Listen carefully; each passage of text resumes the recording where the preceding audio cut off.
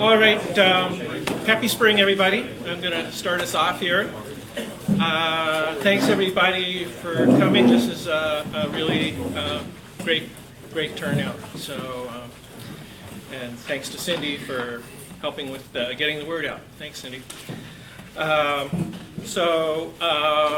We are delighted to have Rebecca here to talk with us today. It's always good when you get to my age to put your reading glasses on when you're trying to see your notes. Her research program focuses on integrated watershed-based sustainable water resource management in the face of climate change. And that's very relevant to many of the issues that we are facing. If you don't know me, my name is Mark Whitmer. I'm on the town board, and I'm active with Barry Goodrich, Jackie Casanidi, and others on the Caroline Watershed Committee. So these are the kinds of issues that we're facing and grappling with. Rebecca has an abundance of published research on wetland ecology and hydrology. Well, let's not read. We don't need to go into the details. I have all the titles, and I'm going to read them. Please don't. No, don't worry, I'm not. Please. So, it's more painful by the second year. Anyway, she also has a co-authored a book called Hands-on Herpetology, which one might assume is a result of occupational skills from doing wetland work. So she also published a number of studies on how ditches in the landscape affect water flow and associated processes, and we look forward to learning about that. Right. Welcome, Rebecca. Thank you. Thanks. All right, can everybody hear me back there? Let me know. First, yeah, thank you, Town of Caroline. You guys are definitely kind of setting the role model for the rest of Tompkins County. You're caring about the environment and doing some very cool, sustainable things. And thanks to Mark and Ian, who are actually been my friends and colleagues for almost 30 years, so it's kind of scary, I know. Yeah, not that long. And to the highway guys, let me just tell you, this has been like the worst winter freaking ever, and driving, and because I work a lot with highway guys, I know you're out there at night scraping and keeping us going, these streets clean. I don't know how you do it, but really thank you. And it's my message whenever I give this talk, which I've given hundreds of times now. You guys are getting us to work every day and getting us there on smooth, safe roads. I really appreciate it, all right? And the potholes you have to deal with now after this winter, I don't know how you guys do it, seriously. So thank you very much. All right, can we turn the lights out, Ian? Wait, so hopefully y'all can see all this. Okay, not bad. All right, I have to stand here to advance the screen. I handed around two handouts. One's our kind of now getting slightly older fact sheet of what all the best management practices and approaches are, and then one that we're just a little bit running delayed on, but it's the economic analysis of what it costs to do other things with your ditches, okay? All right, so what I'm going to do is tell you kind of what an overview of the research we've been doing, where we are kind of now with all that. And we do have enough publications, actually, that we have credibility out in the real world. Until you get your scientific articles out, people are like, yeah, well, whatever. But once you start showing, no, this is really solid science to back up what we say, then people start paying attention, which is why things are going to be changing. I call it replumbing the watersheds. We've inadvertently, for 100 years, been changing the whole hydrology. We've replumbed our watersheds, not necessarily in a good way, and we need to replumb them to make them healthier. I'll just briefly go over these cost estimates we're coming up with about what it costs. And then this is called, the title is Win-Win both for highway people and town residents, because the truth is you guys are, we're dealing with a lot more extreme events. And this, I'm convinced, is one of the silver bullets for helping to deal with that. But there are barriers to what's causing this not to happen very quickly. And we've started to do some surveying. And we'll go through what that is. And then there are and funding's a key one, so I'm going to talk a little bit about grants. So about 10 years ago, I'm actually a wetland scientist, and I was interested in stream health, and I kept seeing the stuff coming in from the ditches. I said, well, we got to look at these ditches. And that began this giant program. And the question at the time was, what role do they play in floods, droughts, and water pollution? So let me stop for a second. I know I've seen some of you guys before. How many have ever gone to the Cornell Local Roads Highway School? Most of you? Anybody here? All right, just some of you. Okay. I give this presentation there, different versions of it. I have gone out, talked to a lot of towns individually, so maybe I just run into you guys. The team of people working on it has evolved over time. We keep adding grad students and different faculty. Thus far, we've done it in 8 different watersheds within central New York. Now we're up in Trumansburg, town of Ulysses. Town of Candor was one of our, town of Enfield, up in Lansing, town of Hartford. And we always pretty much start out the same way. And so we have to basically, well, where are those ditches? So we map them using a high-resolution Trimble, handheld Trimble GPS unit. We measure the ditch length. We map out what all the management strategies are, whether they're scraped or rocked or vegetated. And most important, we document where the connections are to the streams so that we can then understand how the natural stream channel works. This is up in Lansing. And then how the ditch network is linked into that system.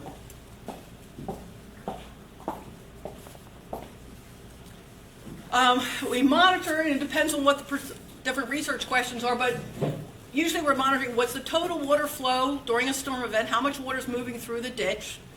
We have these ISCO automated water samplers with a solar-powered battery, and they turn on right when the storms start, and so we can collect samples throughout the storm. Sometimes we have to put ice in there when we're doing bacteria. We need to keep it alive. So we can actually look at everything that moves in the ditch during the storm event. And then in a couple of the studies, we've actually put these bedload traps. They're like buckets in the bottom because not everything that moves suspended up in the water column. Some things are too heavy and they bounce along the bottom. That's called bedload. And so they fill up those buckets. You run them across the entire width of the ditch and during a storm, and you come back and they're full of rocks and gravel, and you take it out and you weigh it. And so the ditches vary. When we have vegetated ones, they look like that. And the summer scrape, that's about 6 months since scraping down to Candor. And that's when we document, well, what's the status of that ditch? What's it look like, its condition? On which students, we never sample the entire ditch network. We do a subset of it, but then we want to go up, extrapolate, well, what's the whole ditch network doing relative to the streams? So we have to extrapolate from the pieces we collect and model the whole system. So then we can say, oh, this is actually representing 80% of what's coming to the stream. So we developed these models. We had a great student who was really good at it. It's not my strength. But basically, build a model to understand how all the pieces fit together. So what have we figured out? On average, the 8 basins we look at are 16 square miles. They're what they're called like a third or fourth order stream by the time they leave, which means the stream's probably about 30 yards wide by the time it's leaving the watershed. There's about 33.5 miles of road for it on average, but actually there's 52 miles of ditches that go with those roads, both sides, but not always have both sides. The road surface only accounts for less than 1% of the total surface area of the base of the watershed. But the ditches actually intercept, they have their own little basins because it's not just the road that drains down to a ditch. If there's a hill upslope, that drains to the ditch as well. So actually, in every one of these 8 watersheds we looked at, on average 20%, 1/5 of the total watershed drains to a ditch. Okay, and that's really important. You'll see that. So we looked at how many connections. The ditches, on average, connect at 94 locations right directly to the stream. Not all ditches are connected to streams. Some kind of dead end. But around here in this topography, most of them do, and it's 94 different locations. Okay? So the natural stream is like the drainage network for an area, for a watershed. It's a bowl. The watershed's a bowl. It rains, it all runs downhill, and it moves by way of the stream channel network. And if you measure the length of all the stream, it has a certain length, about 41 miles. What ditches do, because they're connected, is they connect in, and the length of the effective stream can double or even go up to 4 times. So this is stream channel density, that's miles of streams per unit area, with and without ditches, and in this case it goes from 1.5 to 2.7. We've seen it up to 4 times more. What that means is there's way more streams connected to land, much closer the land surface to something that's going to grab whatever comes off that land and shunt it out of the system. All right, so basically this is actually the town of Candor. The blue line is the lip of the bowl, the hills. This is the watershed. This is the stream running through the system naturally. This is the hills that surround it, so all the streams drain down this way. The red lines are the roads, okay? So this is right here is a very good example of what ditches are doing, okay? This is, normally when it rains, this hill, all the rain hits the soil and gradually moves down as kind of like a diffuse flow and drains into this stream, okay? And that's what keeps the stream going through time, not just during the rain event, but afterwards. This road right here with this ditch along it, it literally captures all this runoff. It doesn't make it to the stream now. The stream is dry most of the time. This is what's called a first order and a second order stream. It's dry a lot because most of that water got shunted away. That water runs down this ditch and it's actually shunted way down here. And in some of these places, it could be a considerable distance downstream where it's discharged back into the stream. That's where the connections of the ditches then line up. And you know how sometimes ditches come down, they connect from another ditch to another ditch, and all that water gets shunted down. I view it as like a high velocity faucet. When that ditch dumps into a stream, it's like a faucet.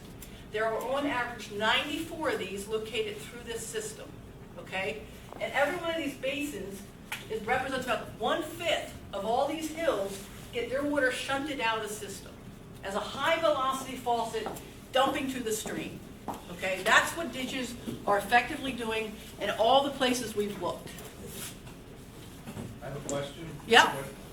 You say that there's an average of 94. I don't quite understand what's that an average of. Okay, so when we mapped, this is kind of a simple watershed, but when we map it, let's see, there's stretches of road, and like right here, it comes down and it joins the stream here. That's one location where it dumps into the stream. A lot of times it's where you'll see the road go over a culvert over the stream. If you look on the upstream, uphill slide, you'll see 2 dump-ins, right? One from that ditch coming down here, one down here. On average, there are 94 of those. It ranges considerably, but the average is 94. 94 per unit of study, or Per watershed that we looked at. Okay. 94 per watershed, thank you. That's a good point, I need to clarify that. Per unit area, I have to think through what that would be.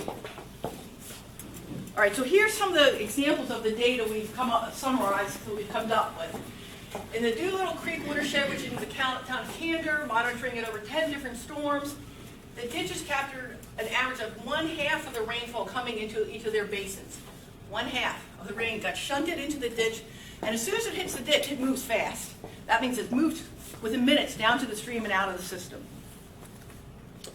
When we model up to the whole stream, remember we only do monitor like 9 different ditches or 10 ditches, 19% of the stream flow in each storm, 20% is actually the ditch flow that zoomed to the stream, okay? And in a different watershed, it was 22% of the stream flow in one event, and a third, 29% of the flow in a different event. A lot, when you see that storm come through in the stream and it rises, what you're seeing is a big chunk of that is the ditch flow that got there from the ditches. So, what does this do to the stream's hydrology? So, this student did a really good job. So here's a road, here's the stream. We monitored what was coming down the ditch during a storm, what the flow was in the stream, and then they come together. And so what happens to the stream itself? What happens to how high the stream is or how much water is in the stream? And so here's 2 events. This is in springtime, this is in the summertime. This is how much water is flowing through the system, okay? This is what flowed in the ditch, the green line, it goes like this. The solid blue line is the stream without any ditch flow.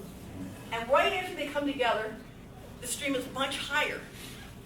It's basically a little flood, okay? The peak magnitude of that event is higher. In that case, it's actually 300% increase. The flooding we see in the streams is caused by what we do with the ditches. They so efficiently capture runoff and shunt it down that we're increasing the amount of water pouring through the streams. That's a flood. We cause that, okay? Personally, I consider that the good news because flooding is becoming more and more of a problem. We can stop that. We can fix that. I can't change climate change, but we can solve this. All right, there's a lot more to that piece if you want to hear about it, but there's other things involved. We monitored during each storm. We actually have that little ISCO sampler collect bottles of water which have sediment in them. We quantify how much sediment's moving through during the storm.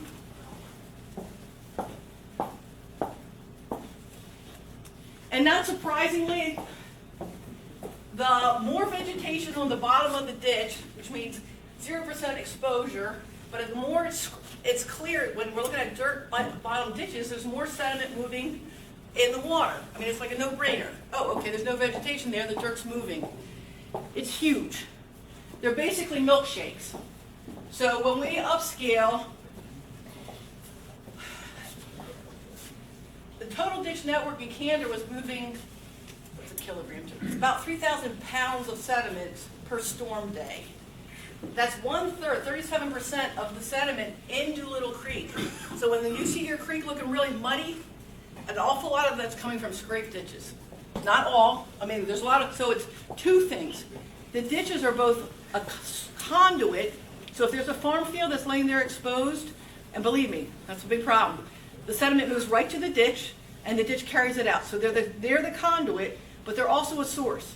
So when they're scraped, and I have some wonderful pictures of very long, mile-long ditches, totally dirt, and it starts pouring down rain, and you watch that dirt just wash out of the system. So they're a huge contributor of sediment. We haven't done a whole lot with it, but this was like in early May. Not surprisingly, de-icers are moving off the landscape. So this is just, these are different kind of elements, trace metals, stuff that moves in the ditch as well as sediment. And we haven't done a whole lot with phosphorus yet. I mean, it's there just a little bit. But cations, magnesium, potassium, but calcium, sodium, a lot of times sodium chloride is the salt that we're using for our de-icers. This is a big number, 11,100 kilograms. That was just from one event we captured in the spring. So if you care about water quality, for the facts, some recent studies out of Binghamton show that rivers in the northeastern United States are ramping up for the amount of salt that is both in the streams but also groundwater. It's non-drinkable in some places. When I've talked to previously groups of highway guys, and they made a great point. They said, you know, and I remember this, when we were younger, people put chains on their cars, and it was slushy. You just did not go very fast, and that's how you dealt with snow in the winter. And the highway guys told me, people don't tolerate that anymore. We have to use more salt. I mean, people are not going to put up with slush on the roads. Nobody uses chains, and so more salt. We're using more salt. And it's like, well, that's what's showing up in these other studies, and the ditches are part of how that salt gets to streams. So that's just a picture of Tagatic Creek dumping into Cayuga Lake. The ditches are a source of sediment, and they have other contaminants moving down the system. We did a study to look at microbes. People didn't seem to care too much about sediment, but pathogens they care about. And so the general feeling is, oh, farms are in the headwaters, they're kind of up on the hills. That's miles away from our drinking water. And we don't really, worry too much about pollution. We spread manure on those farm fields, and we ask the question, well, what role do ditches play in transferring microbes, not just, sediment? A student did a great study, Lansing, Simon Creek, different areas, looking at different storms. There's some cool techniques that you just take a water sample and incubate it in these little trays, and when they fluoresce like that bottom one does, you can count how many fecal coliforms and E. coli as are indicators of, oh, there's manure moving in the water. And basically, not surprisingly, this is from July of 2008 to December, January, back to June again of 2009. The farmers were great about letting us do this work. I mean, they technically own their ditch, and they're very sensitive. I mean, nobody wants fingers pointed at them and saying, hey, you're causing the problem, and they're spreading manure, which is a good thing.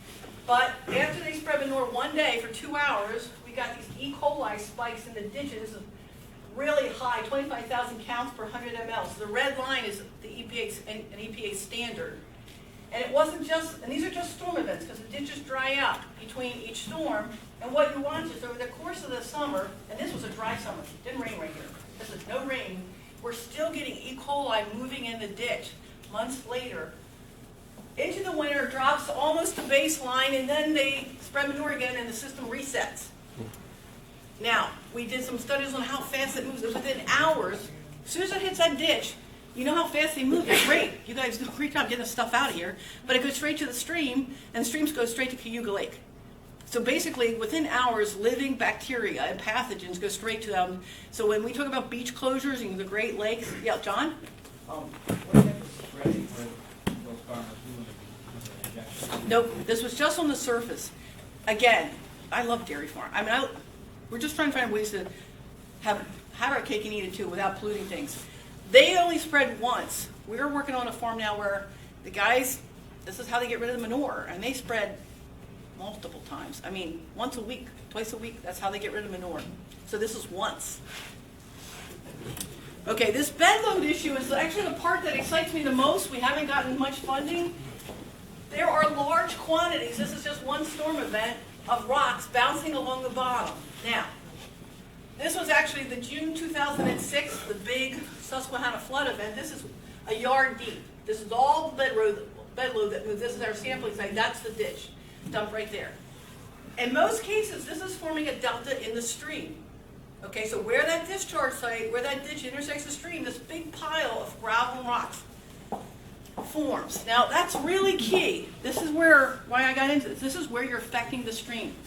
Streams naturally want to do this. This is up in the Adirondacks. They naturally are very sinuous, and they form these curving systems. We dump a ditch in to the nearest stream, and it could be right here. Now imagine you have this high velocity faucet, you have this bed load delta, and what's the stream got to do now? It's got to go around that. It starts to erode this bank over here. Now, it's then going to try and re-equilibrate because it follows this kind of sinuosity. So then it erodes over here. The whole system's out of whack. And then another ditch comes in. 94 locations. My hypothesis is that, and we don't have the data yet, that the entire stream systems are in chronic disequilibrium. That means they're totally out of whack. They are trying to deal with this sediment coming in and forming a delta, these high velocity flows coming in places where they weren't going to be, and they're eroding like crazy along the stream banks. So we have data. One more thing. We did sample the sediment downstream versus upstream of where a ditch comes in. It's very much like the gravel, meaning the sediment substrate in streams is key. Things like fish, trout, they need to have certain substrate types. That means how big the gravel is or the sand on the bottom. A lot of the reasons you guys, when you have to keep putting gravel out in the shoulders every year, well, because it goes into the ditch. Where does it end up? In the stream. So we are actually seeing a change in the texture of the stream bed based on what's coming down the ditch. Okay? We don't have any more data. I mean, we have some data, but it's not enough to actually prove this hypothesis that I think all of our streams are out of whack, and I think this is a piece. We don't have funding for it. The thing we have funding for right now is this issue of nitrogen. So nitrogen fertilizers are one of the huge issues worldwide because they're artificially made, they're chemical-based fertilizer, and we spread them on our farm fields to increase productivity, but they form two kinds of pollution. When they hit rivers, particularly, they go to the estuaries. In marine systems, they're the limiting factor. And so algal pollution, red tide, a lot of things that are linked to nitrogen limitation, dead zone in the Gulf of Mexico, too much nitrogen. And it's coming down the stream systems from the farm fields. Well, we said, let's look and see whether the ditches are the conduit, if it would make sense.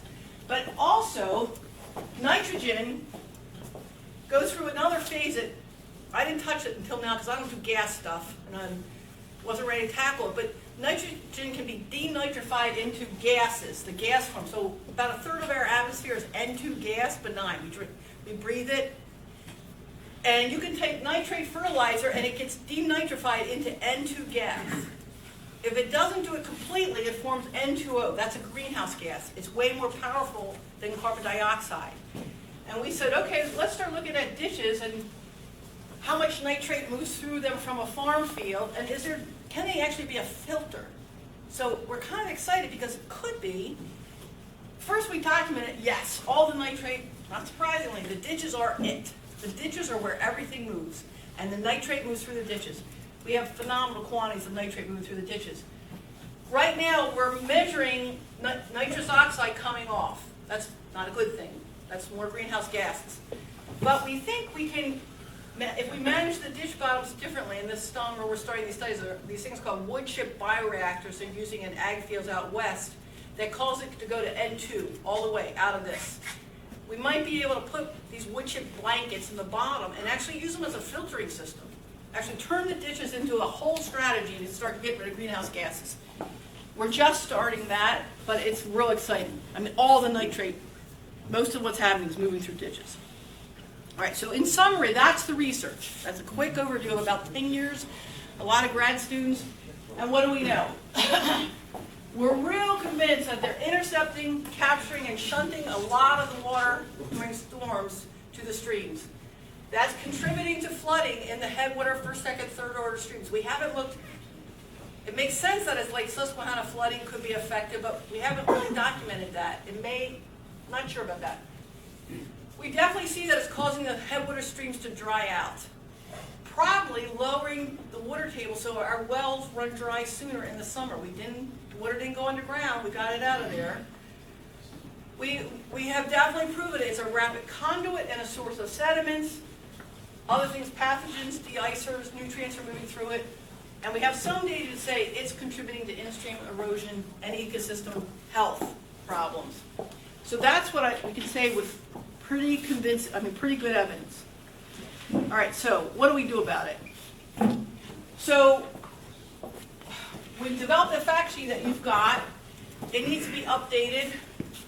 And I've given this talk and others, but 2,800 guys over 10 years of town highway staff out in the field, across the state. There's a Center for Dirt and Gravel Roads in Pennsylvania, Dr. Stephen Blosser. Barry Sheets run that at Cornell there. They work mainly in dirt and gravel roads, but same issues. And so we've been building awareness of this, and it's gradually taking hold. So this year, the Chesapeake Bay program invited us, first time, and I've been trying to get to them for years. Hey, we hear you're doing ditch stuff, we want to know what this is. The Chesapeake Bay program, has this new rule called total maximum daily loads of what each area is supposed to do with sediments, phosphorus, nitrogen. And I don't know what the Susquehanna portion is, but the 10 county, we count. I'm sure there's some rule for how much we're allowed to put out. So we actually held up the first conference for the whole Chesapeake Bay in October. We called it Replumbing the Chesapeake. And it was very well, there were a lot of highway guys. We had water resource professionals. That was the head of the Maryland Highway Department. The report, we're almost done it. It'll go out probably next week with an announcement of our recommendations from this group. And basically, because we think without dealing with this, you can't deal with the TMDL. This has been overlooked. The whole roadside ditch thing is not well organized. There are different rules and regulations in every state. For example, in Pennsylvania, most of the guys, it's more on a county basis. All the guys are a unionized highway group. They're under contract to scrape and clean all vegetation out of ditches. Now, based on what we just told you, that is not the right strategy. That means sediment is pouring down into the Susquehanna, and they're under contract, and their performance reviews is, did you get all the vegetation out? So that's a kind of mix that's happening throughout the Chesapeake watershed. So once these recommendations go out, it'll take time, but we're pretty sure we're shooting for an entire program for the entire Chesapeake watershed to start doing a better job with their ditches. The selling point is the fact that, well, you're supposed to meet these TMDLs. We think we can help you. This is like a win-win. So, all right, so what are we telling them to do? What are we talking about? There's two overall things we have to deal with. The first is we need to disconnect these ditches. We've got to deal with the water itself. All that water shunting to the streams, causing all these problems. Disconnecting ditches and that flow from streams to reduce the flooding, to keep the water up in the watershed, keeping our water tables full. And second part of it is to reduce the amounts of sediments and contaminants that move to streams. So there's two things that we need to accomplish. Okay, so things like hydroseeding, right away, if you can get vegetation growing after they're scraped, right away then we can reduce the sediment moving out of the system. This was taken in Candor. It was planted in September. It died. Had a cold next couple weeks or whatever it was. So follow up, doing it in spring. There's all the nuances of how best to accomplish hydroseeding. And a study from Washington State, they looked at 100 different bioswales that are basically vegetated ditches like this, every one of them failed. And the reason they all failed is because 2 weeks later, I mean, you're planting a little seed, and if you don't water it, it'll die. A little tiny seed, its little roots come out, sun comes out, no water, it dies. So follow-up maintenance is key. I mean, there's a whole, you know, once you start saying, oh, we got to manage the ditches, it takes work and effort. This all costs money. I love check dams. I'm starting to think they're a big solution, which are those rock little dams along, because they slow the water down. Keep it from getting going straight to the stream. Sediment can build up behind them. The velocities don't get so high that they're incisive. So one of the biggest problems and things we don't talk about in this fact sheet, which is slowly, it's like, oh my gosh, if you keep digging that ditch deeper and deeper, what happens is it destabilizes. You hit this point where suddenly the system is capturing so much water coming off the hill and right in the top soil layers, what's called shallow groundwater inner flow. There's so much velocity down the stream, it just starts eating away. So if you want to see a great example, 89, where the state, I think it's a state, kept digging that upper part of 89 deeper and deeper, we had one of these big rain events, and it is eating the bottom out. I mean, now it's just constantly eating the bottom of that road. That road's going to go. I mean, those ditches are 3-4 feet deep now, and it's just a mess. So you can over deepen. That's way a problem.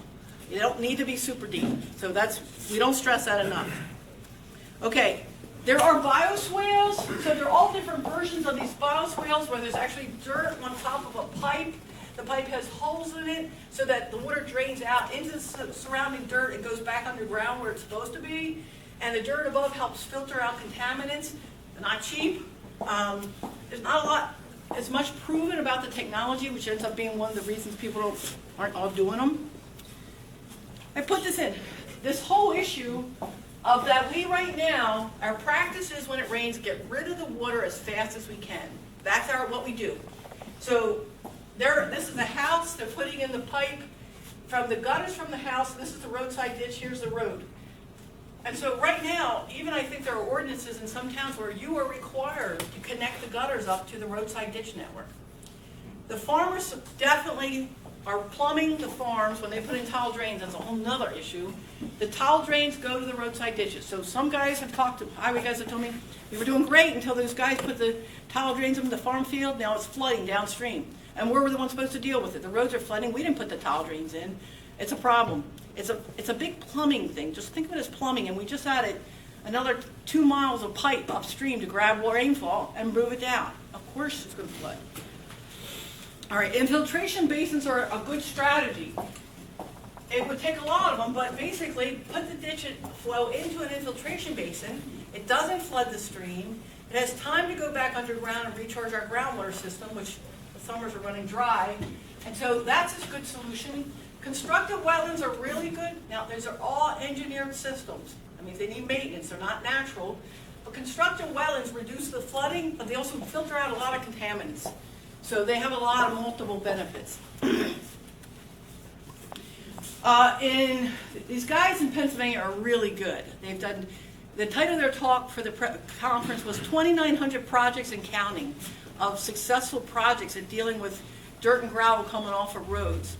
Their big strategy is putting pipes back under the road at periodic intervals because they're dirt roads, so they're easy to dig a hole. It's not easy when you have tar. But then they basically just capture that ditch flow like every 100 yards. They put another pipe in and just keep shunting it back down the hill instead of having it keep building up and accumulating and going to the stream. Permeable pavements are the most expensive solution, but definitely in parking lots. That water's going underground. It's not going to a ditch. Again, I'm a big fan of constructed wetlands. I think so. That's constructed wetland up near Cornell by a professional medical park. And in Monroe County, they show constructed wetlands increase the value of houses directly around them by like a lot, 10% to 20%. Because people like being next to pretty wetlands, and birds come in and great blue herons. Some of them have little pools of water. So it's not, they're actually win-win things here if we start looking at, all right, let's start trying to replumb this system. Okay, I made this list because we're going to get to writing grant proposals. You have to show measurable outcomes. I mean, these are the things they ask for now in grant proposals. And We have outcomes from different hydroseeding, check dams, bioswales, all these things I mentioned. Crossroad under drains, infiltration basins, constructed wetlands. They slow the velocity within the ditch, check, check. They reduce stream flooding, some do. They prevent sediments from streams. So something like check dams definitely do a good job at reducing sediment. The water still goes to the stream, probably still flooding. Filters water, constructed wetlands are really the best for that. But so think in terms of, okay, what are the benefits from these strategies? Because when you write a grant proposal to fund it, they're going to ask you. So the cost estimates is the sheet I gave out to you. So Dr. David Orr is now the head of the Center for Dirt and Gravel Roads. He's an engineer. He did an environmental economic analysis and basically said, look, ditches are costing money.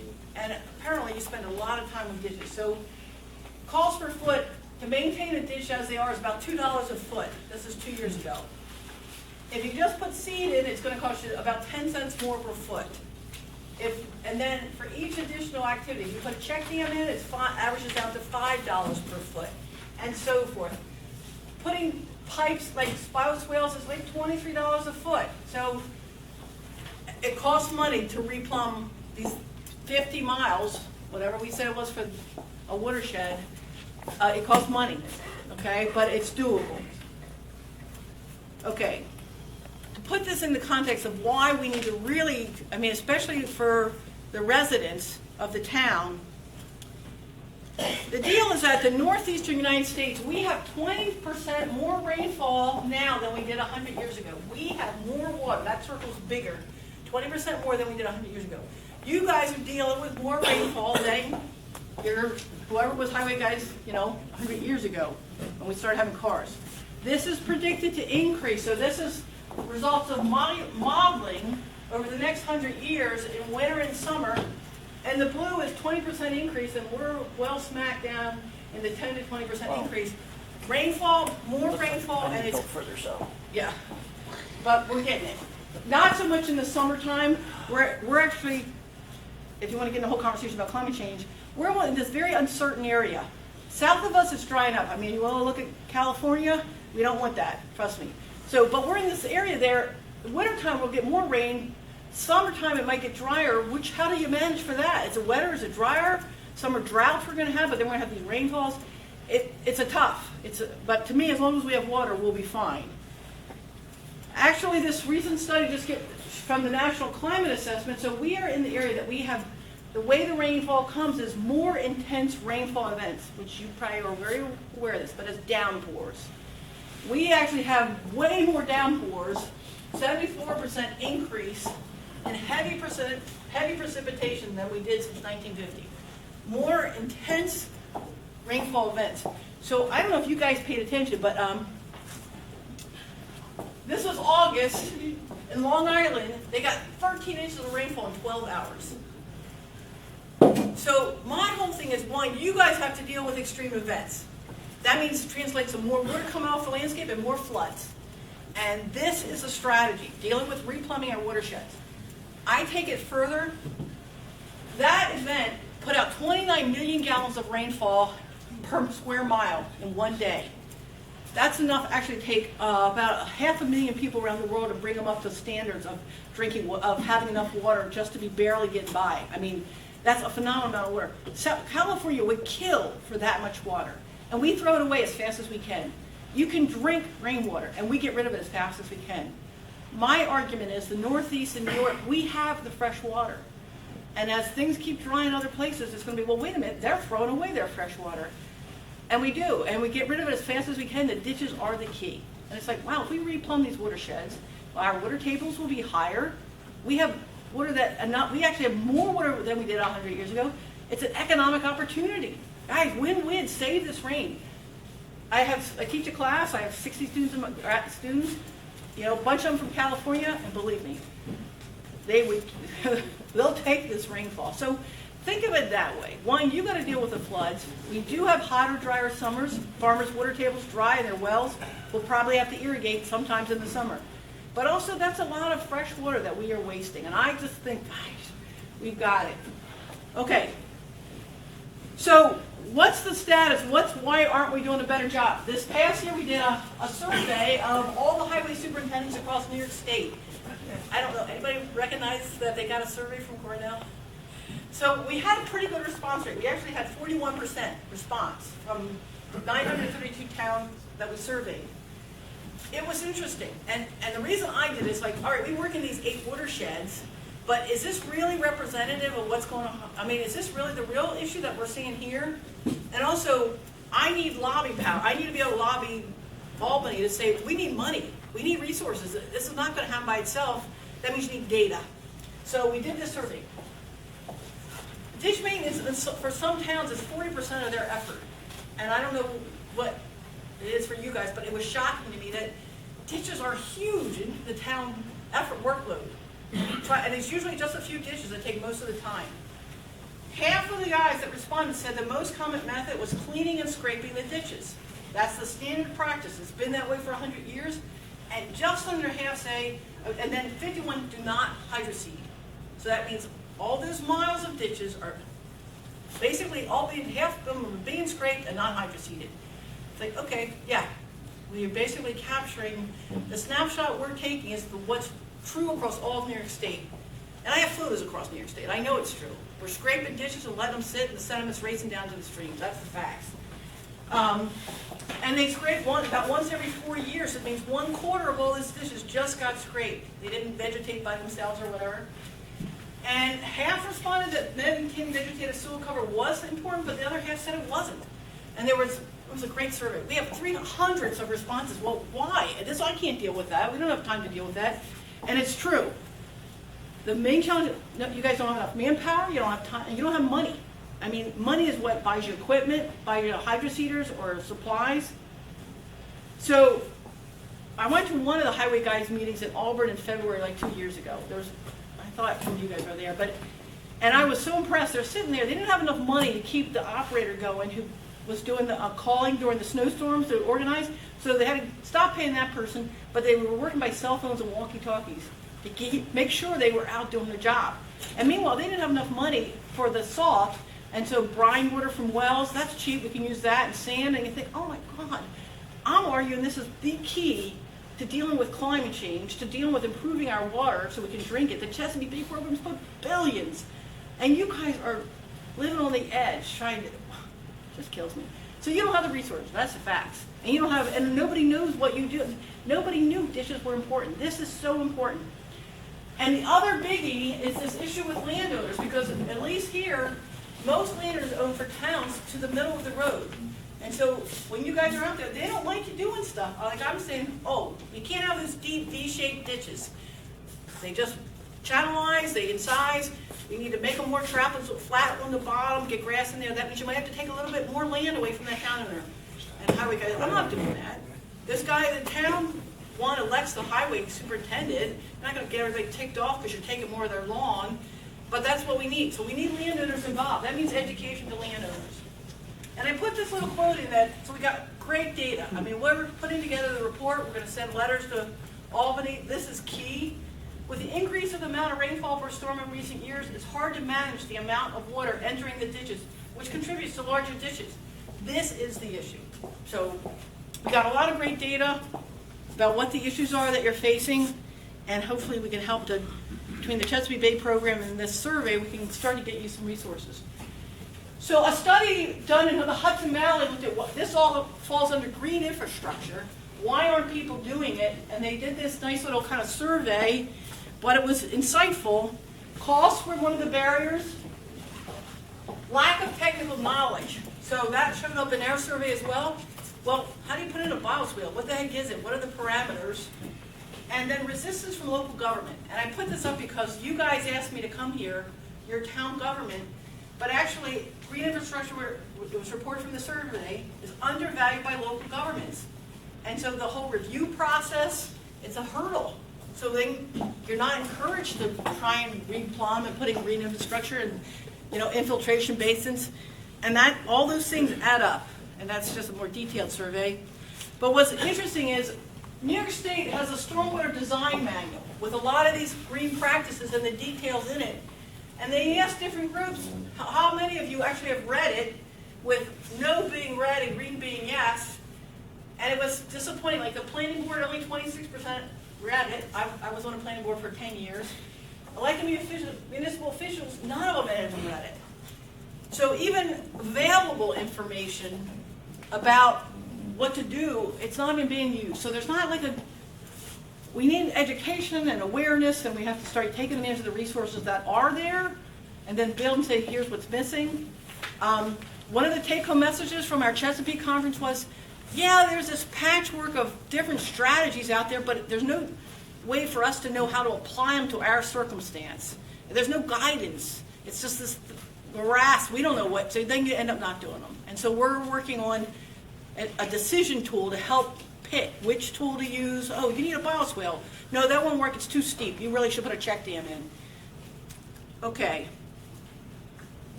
This is what I hope. I think there will be more and more funds available for green infrastructure coming from the state and the federal level. And right now, and so one reason is like in 2012, right after Hurricane Sandy, Governor Cuomo convened a big commission to examine and evaluate key vulnerabilities to New York State's critical infrastructure system. Ditches are part of that. Ways to strengthen it. The commission recommends programs designed to expand green stormwater infrastructure. A direct outcome saying money needs to go to green infrastructure. That's what ditches are. We're plumbing our ditches. There should be money coming for that. And we've talked about, I mean, you have access to a really competent planning board, but a lot of towns have never written grants. There's a whole template for them. We haven't put one together yet, but we could. And definitely, you should be able to get funding for a lot of the things we're talking about. And you have to like consider match and the things you already do, your equipment operator rates, the equipment you have, all that helps you to reduce your burden. Yeah, Jonathan? John? So along with grants, I just wanted to chime in here. The Soil and Water Conservation District does have a grant for hydroseeding, have a hydroseeder that is free of charge to any municipality within Tompkins County for use. So, and as these grants come up and come out, the Soil and Water District is also here as a resource to write grants on your behalf. Oh, cool. So So you actually write the grants. So if you need help with writing grants, or we do funds all throughout the year, so come to us if there's a project, because a lot of times you'll call us and it'll be 2 days after a grant application. So call us when you see a project or when you feel like there's a need for something, and we can come out and start planning for the next round. Great. Thank you. So before the questions, one of the definite strong take-home messages from this Chesapeake conference, we had people from Vermont speaking for the Lake Placid Giant program. They're ahead of us with roadside ditches. They have bought into it.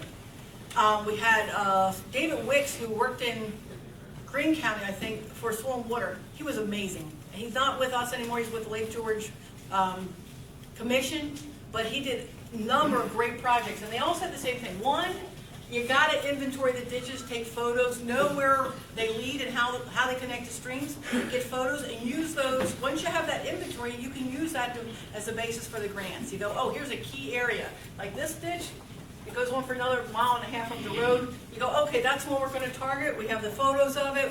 We know where, and all we want to do is put in an infiltration basin. So one, do an inventory of your ditch network relative to the streams is the first step, and 2, partnerships. Everybody said there's limited resources, but when you collaborate, like your town board, the center, like you just got this nice award from the water quality for town of Ithaca with soil and water conservation, and that's how people are getting resources to do this, by working in partnerships. So that's an overview of about 10 years of effort, and we're making headway. Now that we got we're moving up the Chesapeake Bay program, it's like, okay, people are starting to pay attention. And I do think it is not maybe the silver bullet, but it's pretty close to being a big help for dealing with the extreme events and water issues. Thank you. Great. Thank you, Rebecca. Joe.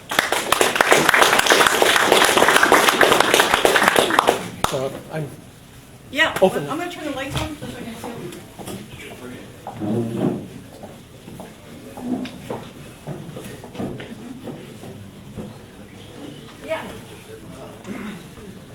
I guess it's all about trade-offs, like everything else, it's about politics and money and society and so forth. I wanted to ask you about the check dams, because you mentioned that it's something that you yourself are very much in favor of. And what I don't quite understand about the check dams is that as the runoff going down the hill starts to back up behind that dam, I would think that number one, it would dump sediment there, which would have to be scraped out, otherwise it's Right. not a check dam anymore, Right. it's a waterfall. But the other thing is, to what extent would backing that water upstream due to permeating underneath the highway? Right, You know, good question. the base, which I thought is the whole reason for the ditches in the first Right. place, is Okay. not so much to drain the surrounding land, but to drain Right. the base underneath the highway itself, so that it doesn't heave up in the spring and all that kind of stuff. So Okay, I'm great interested. question. All right, so number one. One, I'm not an engineer. I'm an ecologist, guys, but I work with engineers and I'm learning the pros and cons of things.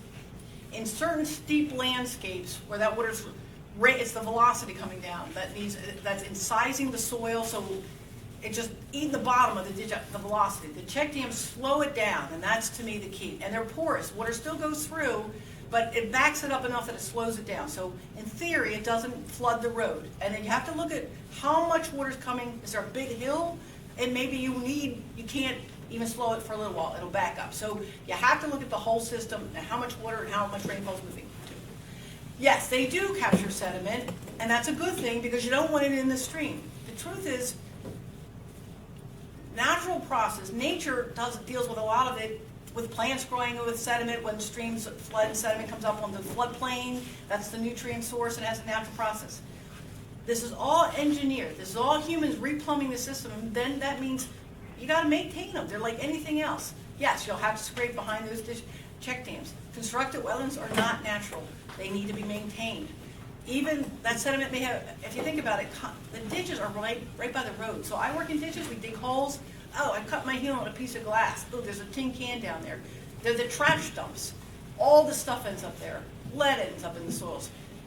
It's not necessarily the ideal system, but that's what it is. It's the plumbing. And so all the sediment ends up there. You're right, the check dams, but at least it's not in the streams. And believe me, we've got mega problems in the streams. Sediment is the leading non-point source pollutant in the United States. And I'm telling you, ditches are a piece of it. So yes, you have to, all these now have to be maintained. Now, the issue of flooding under the road is a really good one, as I learn about this. It's two issues. You don't want it to flood under the road, but you don't want it to freeze under the road. The real issue is when that freezes, then all these cracks come. Again, lucky you guys. And so how deep the ditch is one of the reasons. Oh, we'll make it deeper. It keeps the water out from under the road.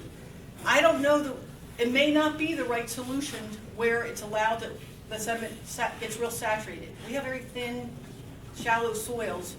They don't hold the water well. So even our idea of, we can retrofit some ditches with wood chips and organic matter and denitrify, not the right solution in some places, because you're right, it'll pull the water up higher.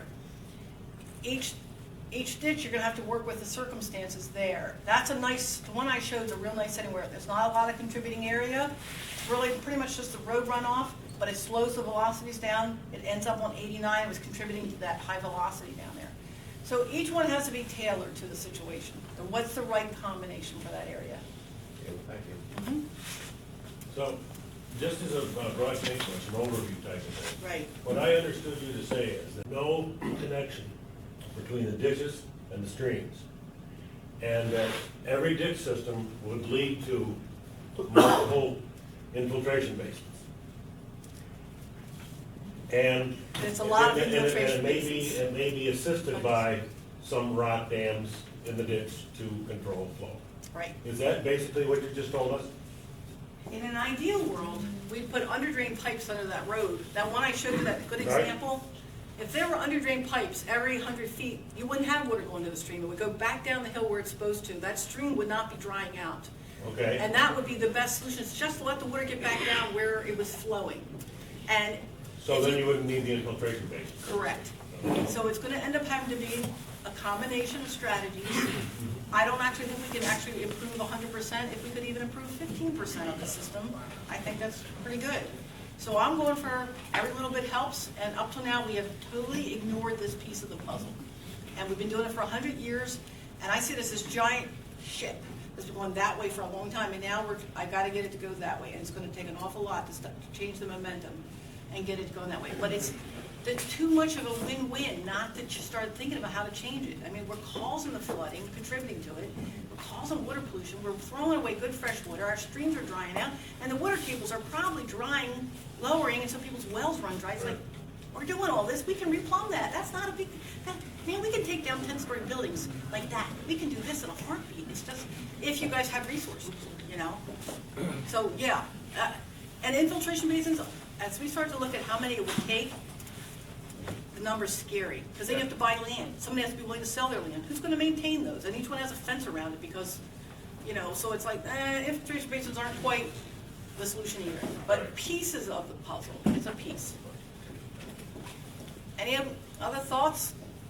And yeah. So I appreciate the integrated approach. Are there any like low-hanging fruits, like things you think that could be done without a lot of cost in the near term that would make a big difference? Honestly, guys, if you can only hydroseed 30 yards before the ditch hits the stream, and that's all you can do, it will trap so much sediment. Even if the rest is scraped, 30 yards of grass, heavy dense grass, will catch a lot of sediment. That single thing could help improve the problem. So little pieces make a difference, not over ditching, just because. Again, like when we ask, don't go out just, okay, we got a couple of, let's go get that ditch a little deeper because we have some empty time right now. Over ditching these things is really destabilizing the system. Yeah? What about the nitrogen portion of the hydroseed? That's a great question. I haven't even looked at what the chemical composition is. So you're telling me there's a fertilizer in there with the seeds in the pod.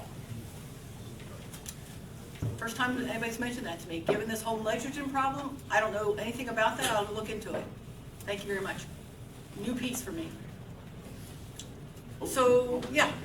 Oh, no, I don't have to answer to that, but I was just wondering, does Vermont have anything that they produce on what they're using and what's been successful in Vermont? Just because it's, most of what I found is mostly out west in Washington. And I also wanted to know, I mean, the whole idea of this would be that in the end, I mean, your maintenance and the time spent on maintaining these ditches would eventually decrease, correct? You would have less maintenance because you have if the vegetation was your endpoint and was what was, you know, being used to improve water quality, etc. In the long term, you have less maintenance. All right, 3 great questions. So let's start with the first one, which was not Washington State. What was the first one? Vermont. So what I know about Vermont is, one, they took our highway, our ditch stuff, and they put it in their plan for Lake Placid and their TMDL. So they're working from us and said, oh, what else can you tell us? So they know what you know right now. However, they have been doing a good job of starting to map all the ditches and look at sediment loads coming out. And and they have a lot of gravel dirt roads, and so it's both the dirt from the dirt road and the ditch. So they have numbers to work with, and so it's enough that they're using that to get the money to actually start doing things. So they're ahead of us because they've done the job of inventorying and collecting information about the sediment, where the ditches connect, where the problem areas are. They're ahead of us in the assessment period, in the inventory period, not in mechanisms yet. Washington, my brain's getting old.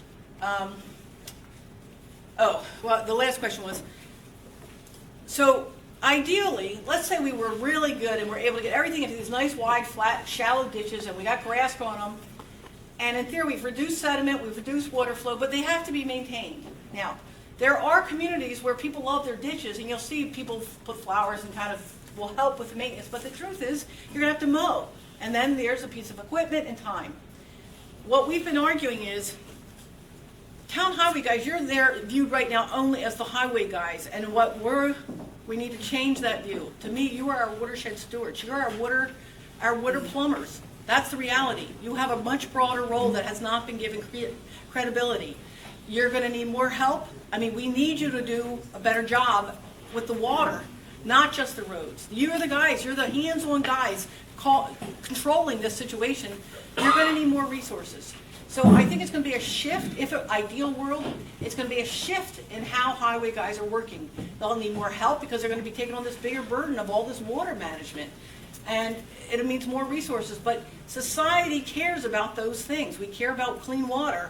I mean, the Chesapeake Bay program's put a ton of money into trying to clean up that bay, and I think they've been missing the boat, and so we have to start rethinking what your role. You guys have not been brought to the table about water issues. And in the face of climate change, you've got to be a part of it. That means you need more people, more recognition for what you do. I've got this great idea for posters or billboards with thank your town highway water guys, but I haven't gotten there yet. So I think it may mean not necessarily less work, but different kinds of activities. And you had a third one. I can't remember what that was. Got it?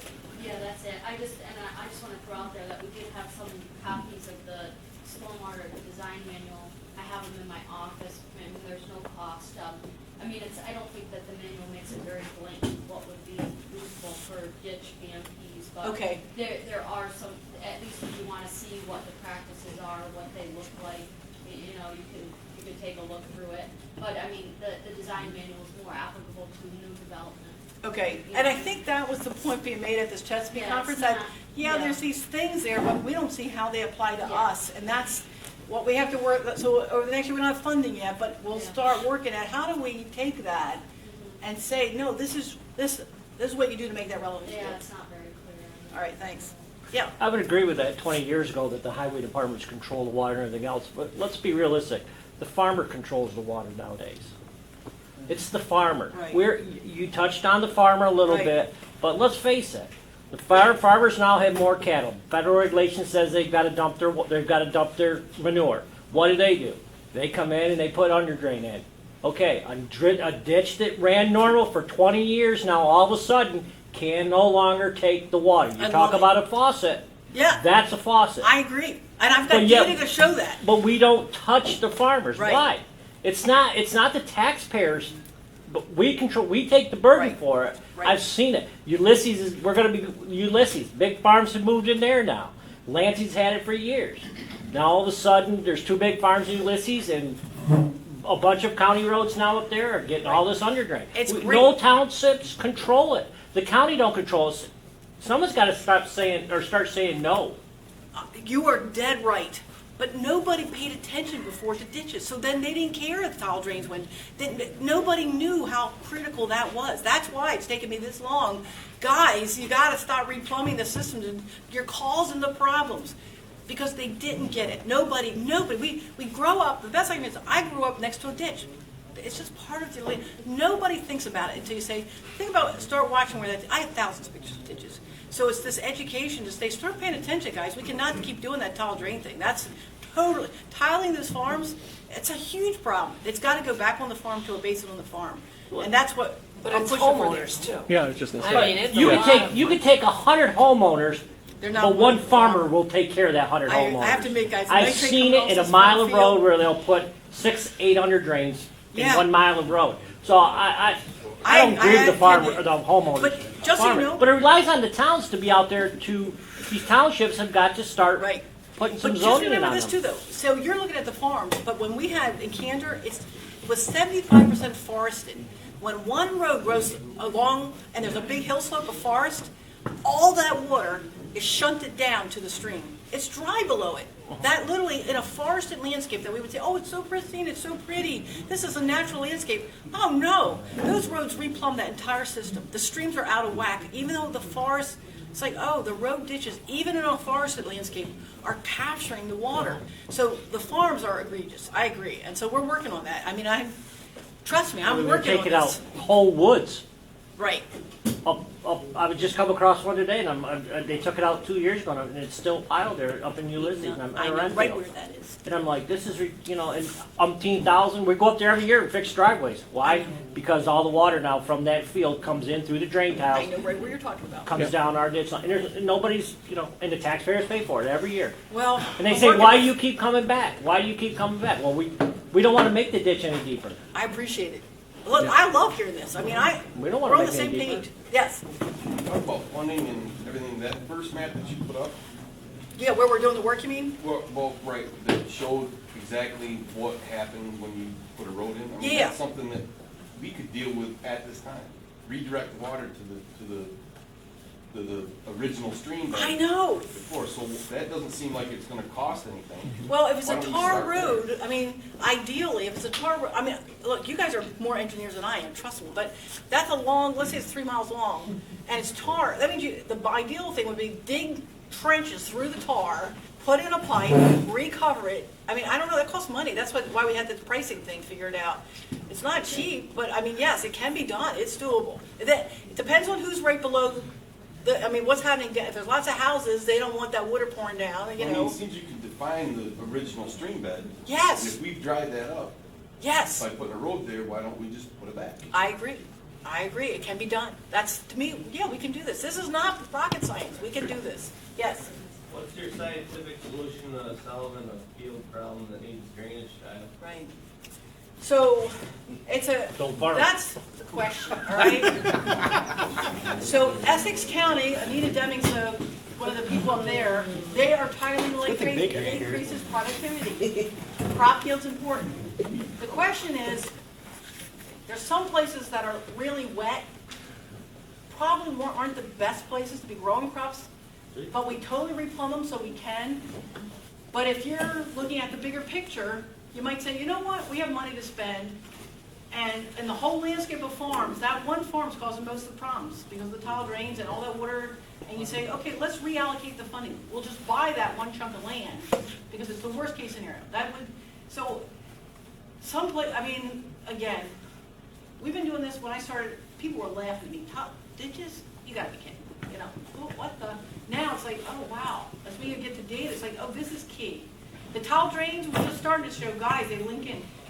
I don't have the right solution yet, but tile drains are part of the problem, and so it's all compromised, not everywhere. Some places good, let's tile, but some places maybe we shouldn't tile, So you know? we should just buy them and let them erode the All right, field out. what I really think is that, all right, I have pictures of tiles that are clay and wood. We've been tiling this system for 100 years, and that's the facts. And you're not gonna be able to get rid of them, people don't know where they are. In some places, when we're putting new ones in, if we can actually, on the farm, direct those to a basin instead of to the ditch, so at least that water re-infiltrates maybe at the low end of a field, and all the fecal coliforms are now being somewhat processed within that basin at the bottom of the farm, that reduces the impact on the roadside guy, you guys, with all that water coming off those fields straight to the roadside ditch. So in some cases with new tiling system, yeah, I'm arguing, stop plumbing through the road, let's plumb on site. There's no rules about, I mean, I'm gonna be fighting a hard one on that one, but that's where we would go. So when I said, the extreme case is, well, maybe someplace it don't belong, but in the meantime, at least let's stop plumbing straight to the ditch. I mean, I'm not saying, we've been doing this for a long time. I'm not saying it's gonna be easy, but if you care about these other problems, you gotta say, where can we start to change, is what I'm going to do. So, the district does a lot of work with farmers and the agricultural community. We have our agricultural environmental management program. We just had a workshop a couple days ago about our 5-year strategic plan for that program. And we are looking at the impact of tile drainage Oh, you are? to Oh, road good. ditches. And I think a lot of it comes down to communication. You know, his point is correct. The farmers do need to have productivity and be able to drain off the Right. water. But to what? To what? To a basin, to what? And I think that's where the district can come in and use help with some funding through the AEM program. Really, I think it's behind. So what do you think, John? You actually think we can start, I mean, because I know Stormwater's doing, those are the plumbing things, Stormwater's doing our plumbing for us, our tiling, and right now the practice is like this. It's going to be hard to get Stormwater to add them to a basin, can we do it, you know? I mean, it's going to be variable to each situation, and that's what's going to have to take through planning. And I think a lot of times, it just comes down to farmers that get a productive field, and let's just put it up to the ditch. A landowner needs to dry out the foundation space and then push it up to the ditch. I know. And so So I think if we can start coming to the district, communicate a little bit, and then it's gonna be a back and forth. Right. It's not gonna be a silver bullet. And it's not gonna happen right away. This takes time. Yeah. I sit here and listen, and I really have a hard time listening to you blame everything on the farm. The farmers made this country. And, you know, how many farms have been put out of business in the last 50 years? You have this many farms left compared Small to this farmers. many. And you're sitting there blaming the water problem. No, I'm not. Farmers. I live next to a 300-cow farm, and I love it. And I just wanted to let you know. Yeah, that. that's it. Look, I want farms in New York State. I love it. I live next to a 300-cow You're farm. going the other way. Well, We used to have a lot of towns, or farms in town Caroline, now we have maybe three. Well, it's the cost of, I mean, our country tends to subsidize very giant corporate farms, not small farms. I want to make that point out. Thank you, thank you. Thank you. It's important. I want farms, it's green landscape, yes. I've got a problem with the water that comes onto my land, okay? It's coming out of the roadway, cutting across down to our creek. Right, I've got a ravine there now that, Right. a few years ago may have been 4 feet deep, and it's probably closer to Right. 40. But once he gets out of the highway responsibility and becomes my responsibility, what can I reasonably do to slow that water down so that when it gets to the creek, because we're on Weird Creek out in Speedville. Excuse me. The creek has been so eroded, the fields we've lost acres of topsoil out there. Now I've got just a valley full of gravel. right. You know, my thought was if I could get some of that gravel out of there, then I got a place for maybe the water to settle down a little bit and actually perk back into the soil. But that's gonna be a big expense for me. What's Right. available maybe through the Soil and Water District or something that can happen that will Right. benefit the landowner that's stuck with the creek going across their land. Right, okay, so. When it's running, I mean, the big deal is to spread out, so spreading water out to reduce the velocities. So when you say it's coming across your land, I'm thinking, all right, can you keep it from gullying and get it spread out? They have level lip spreaders, so one strategy they use is literally if the water's coming down the hill, and you make like a depression parallel to the contour, when it hits, it'll spread that flow out, and then it comes up over the lip and it's spread out more. That's one of the strategies to take where you have water coming in and you want to get it more spread out to reduce velocities and erosion. Once it hits the stream, you got issues because that incision is, especially, it's being magnified by these high-intensity rainfall events.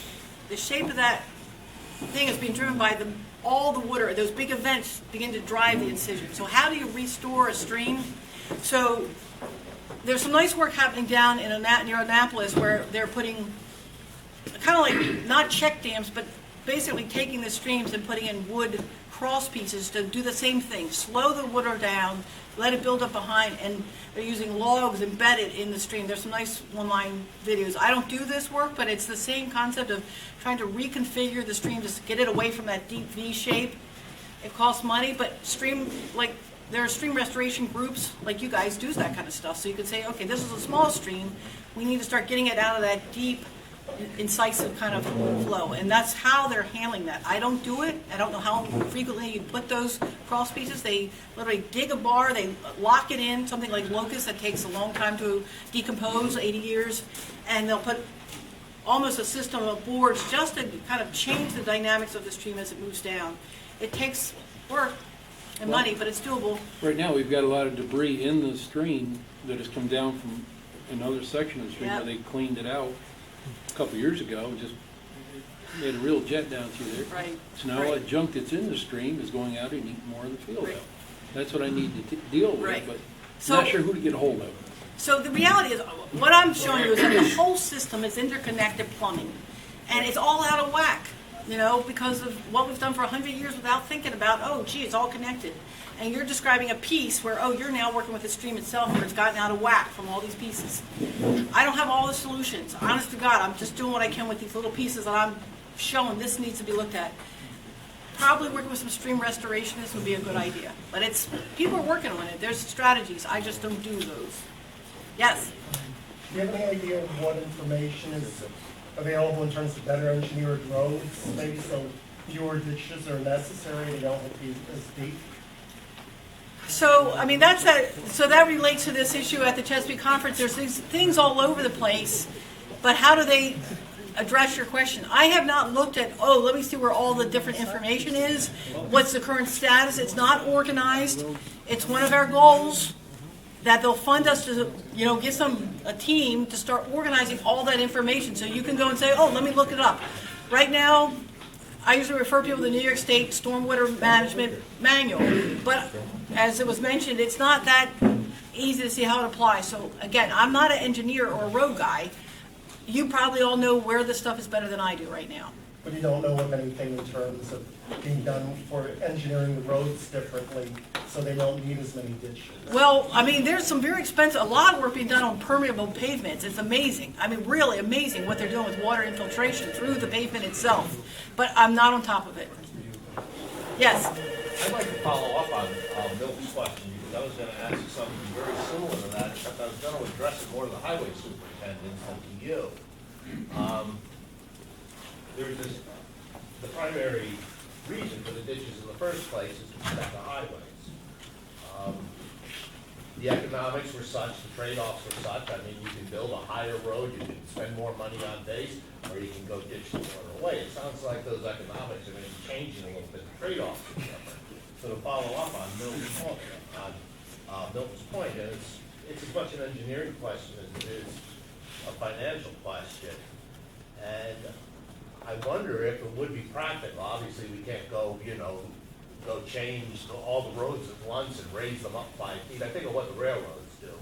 It's, they don't worry so much about ditching. They use very, very permeable ballast, and they also raise the railroad up higher than the surrounding ground. I don't know that that's an extreme that I don't think would be practical, especially on local roads, on town roads. But I think the direction that you mentioned could be the way to go, rather than spend tons of money to try to replumb the ditches, maybe try to spend a little more on the roads themselves so we don't need to spend as much on the ditches. And my question to the highway superintendent now is, what do you guys feel on that? Is that even reasonable, or is that just, or just doesn't make sense? Because I don't have to feel that. Go ahead. I'm not a highway superintendent, I'm just an old heavy equipment operator. Well, okay. No, that's fine.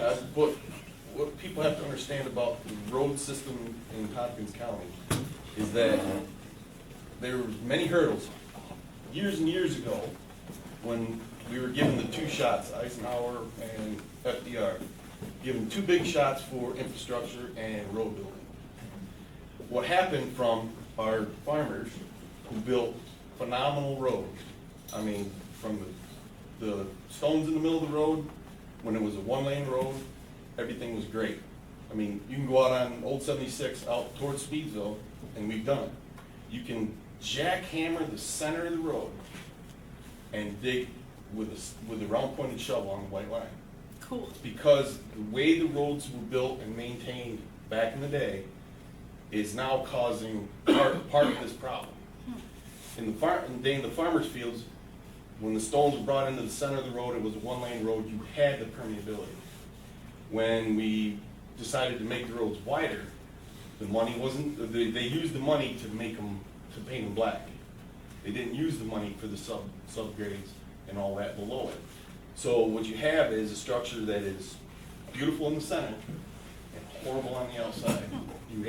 We haven't come up with a process that would match the center without disturbing the surface area. You mean the center coming in like this, or the center going up and down? The center coming in from the outside. Okay. So you have clay and gravelly soil at a maximum on the outside, and you have permeable underbase in the center of the road. And that's 90% of the roads. Well, I wouldn't say 90%, but a large amount of the roads are that way. So as far as trying to make something that's going to be like a railroad bed, there's no way to get the surface to match what's underneath, because you'll have a linear crack down the entire center, or down the entire wheel path on the right wheel side of the road. And if somebody can come up with a plan on how to make that happen, That's cool. That's interesting. So they'd be millionaires. So honestly, to me, like all, talking about, oh, we should do this engineering fix. When we asked what was the cause, did you spend most of your time in the survey on certain ditches? Absolutely yes. Some ditches take all our time. So what are the reasons? And they were consistent, like, a third of them say steep roads or lots of sediment next to a farm field. And so we have a list. So honestly, doing that inventory and saying, you know what, we have 40 miles of road and ditches, but actually there's 2 miles of ditches that are all our problem. And then to say, okay, well, why? Okay, that's the one that has a big hill. Or that's the one that has that farm field right next to it, and say, what are the options appropriate given that setting? I think that's the way, just to hone in on your particular problem area and say, okay, we're not going to change all the ditches, but this 2 miles is where we really have to invest our money and our brain and say, this is where we can do, underpiping. Yes, it's expensive, but we could solve all the problems for that 1 mile with some underpiping. Or, so I feel like there's different solutions. There's a lot of problems, so there's different solutions depending on which piece of ditch you're looking at. And you kind of have to, let's just target the ones that are our core problems and then, design according to what that set needs. I mean, that's kind of where I am anyway. Charlie? Rebecca, I take one step back from the asking for money step. And I've looked at budgets and managing for more than 40 years. I've never yet seen a budget that can't be made more efficient. Mm-hmm. I'm not sitting on the review committee, but if you can't demonstrate that your budget is efficient, then I'm not sure you can manage new money effectively. And I think we could all take a look at what we're spending, either individually or collectively, and spend it better. In the town I live in, we have a group of elected representatives that don't know enough math to balance a budget. And there's ways of fixing that if the people choose to do that. But just asking for money Right. without saving money first, Right. redirecting and reallocating, Right. doesn't cut it for me I agree, personally. we need to be efficient with budgets, but I've looked at enough of what these guys doing, and honest to God, I mean, this winter, I don't know where the extra money came for all the sand and salt they had to put on. Towns don't realize what it's costing to run the highway system. It's just I'm phenomenal. speaking beyond the highway Right. superintendent. Maybe you should go to board meetings during budget time. Who, you guys? Yeah, That's a because good we can idea. only do what we have resources. know. It's the board members, we've got, Right. I'm fortunate, I've got a board that supports me, but there's other people Don't that get I it. do. I really do. But you'll get people from the public to come to the board meeting, they wanna cut the budget, they wanna cut employees, you've got, But they complain if the road's not clear when they need to get to work. Exactly. I mean, I get it. so I think you should go around to these board meetings at budget Oh, time. I and- do. I've given this talk so many times, I'll talk to one person, one highway guy. Because every year, even with the support I get, it's, we want you to do more with less. Nothing. And Yeah. the highway department takes the majority of the tax money, so that's where we're gonna cut the money. I know it, honey, I get it. Yes. I'm from Chemung County, and I came here this morning because this is going on my road right now. I didn't think much about it when the town went through last fall and dug out a big deep V ditch. But this week, they've come through and taken down trees 10 feet on either side of the road. Explanation being that you need sunlight to melt the snow.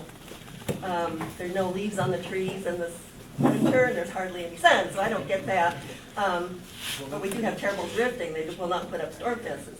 But I'm just here to understand the whole issue of how these right-of-ways are constructed in ditches, and I'm wondering what I can say to my town board. So what, just out of curiosity, so we're starting a demonstration project with the stormwater guys, Mark Watson, Jerry Rigney. We have a grant to do some demonstrations on ditches in Chemung and Schuyler County. We haven't picked the ditch yet. So what's your road, just so, Langford Creek. what is it called? Langford Creek. Creek They're Road. doing, they go on a rotation. It has, and this is interesting, I'm on a hill, and it must have been about 15, 16 years ago last time they did it. And the ditches were so deep, some of my friends were afraid to drive down the road for fear of falling into the ditch. I mean, they might be 5 feet deep. Those were completely filled in, level. With sediment.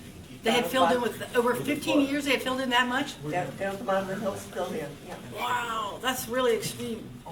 So did they re-ditch them that deep again? I haven't looked that close, I don't know, Okay. maybe not. I'll probably go drive there and look at that. And one of my friends did go into the ditch. Oh, I know. Because he ran into that snowdrift, which they're not taking care of. They're trying. So what do you want to do? Great.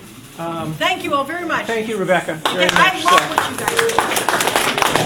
And if you have any more questions, Rebecca's here. Come on up and chat with her. So thanks a lot for coming. Okay.